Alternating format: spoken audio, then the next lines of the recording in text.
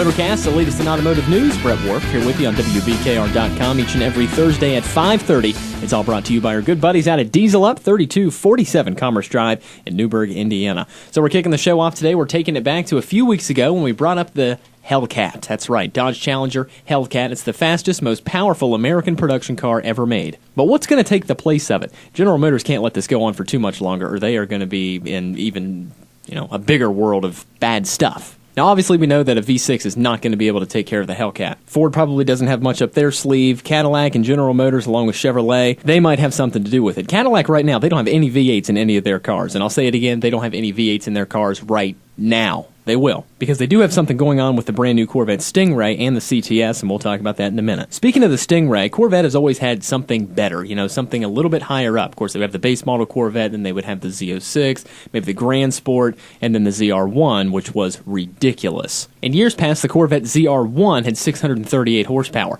Now the Z06 is going to have even more than that with a supercharged 6.2-liter V8, 650 horsepower to be exact. But let's take a look at the Hellcat. It is a 6.2-liter supercharged V8. But it's hemispherical, so it sucks in more air, and it's more economical, I guess. I don't think economical is really what you're looking for if you have a 6.2-liter V8, but hey, we'll let them roll with it. But why did they give the new Z06 just 650 horsepower?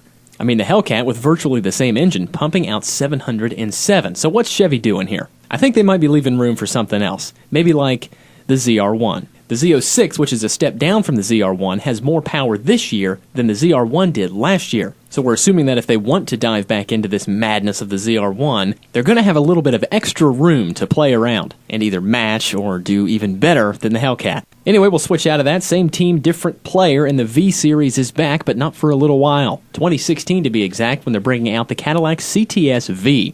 They do have the CTS-V Sport, which is a twin-turbo V6, and I don't really like it very much.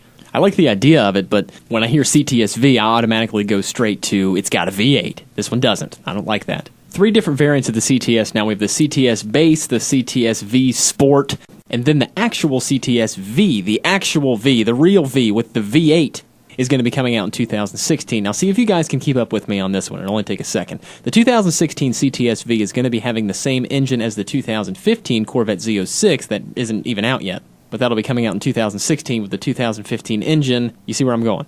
Let's try and think of an analogy for this. Now, I hate comparing Cadillac to Ford because that is absolutely ridiculous. If you take a look at the 2015 50th anniversary Mustang, we're seeing that they're starting to do a little bit extra. I know they're going to have more than 3 different engine options, but they're going to have 3 different engines with 3 different amounts of cylinders. Believe it or not, they're bringing back a 4-cylinder. It's going to be an EcoBoost, so it's probably going to feel like a V6, but you still get that 4-cylinder gas mileage, I suppose. And then, of course, the garbage V6 and the GT with the V8. CTS base model is going to be just like the 4-cylinder Mustang now. Not in a power sense and not in a class sense, but that's kind of going to be the little guy. CTS-V Sport, V6 Mustang. CTS-V, GT Mustang. CTS-V would blow the doors off of a V8 Mustang, though. Just saying.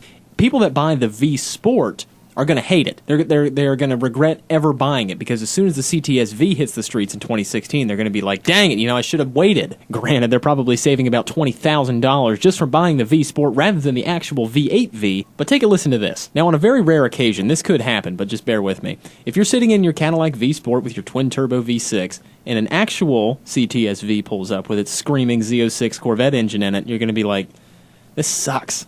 That's just the way I see it, really. So if you're a Cadillac guy like me, you can spend $60,000 on the base model CTS, $70,000 on the CTS-V Sport, or $85,000 on the actual CTS-V. I mean, it's all about priority, right? All right, so we'll split away from screaming V8s and talk about Fiat. They brought that little tiny soccer ball looking thing over here when Chrysler ran out of money. It's called the 500. Nobody liked it. Nobody bought it, so they made a 4-door version and called it the 500L. Nobody bought that either. FCA, which is Fiat Chrysler Automotive, said that it's because of the situation in European and global automotive markets, which basically means that their sales numbers are low and they need to think of something different. We don't really know what this something different is at this point, but they did say that if you ever go to Europe, especially Italy, you see these things absolutely everywhere. We like our big cars in America. We weren't really attracted to the Fiats. And we'll leave that sit. Big special thanks to our buddies out at Diesel Up, 3247 Commerce Drive in Newburgh. You can check them out online at diesel-up.com. Also, check them out on Facebook, facebook.com/Diesel Up. Performance modules are what they major in out at the Diesel Up Garage. They can get you hooked up on your light, medium, and heavy-duty trucks, as well as your agricultural needs. That's going to do it for MotorCast. Enjoy the weather, have a nice weekend, and we'll see you next week.